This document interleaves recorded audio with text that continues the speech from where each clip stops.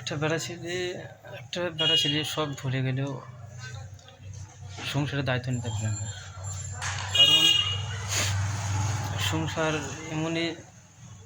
এমনই এক জিনিস যে দেখা গেছে সময়ের মধ্যে দেখা গেছে ছেলে মেয়ে মা বাপের বইয়ের সবার দায়িত্ব নিতে হয়। কারণ সংসারের পুরো চাপটাই ওই বেড়া ছেলের উপর পড়ে যায় ভাই। কেননা বেড়া ছেলের উপরে এত চাপ থাকে,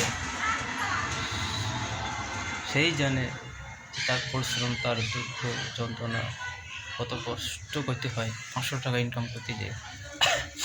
তাই বলছি, এমনও সময় আছে ভাই, দেখা যায় মা বাপের বইয়ের ছেলে মেয়ের জামা কাপড় কিনতে দেখা যাচ্ছে নিজের কাওয়া জামা কাপড় কেনার পয়সা থাকে না।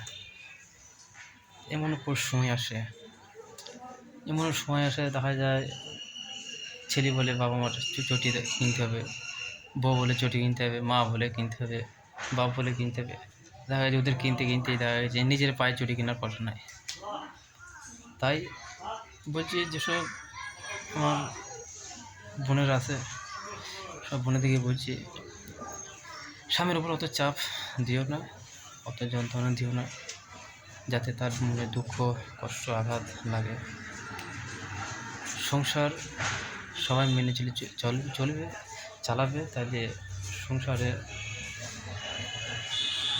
পুরো চাপটা পড়বে।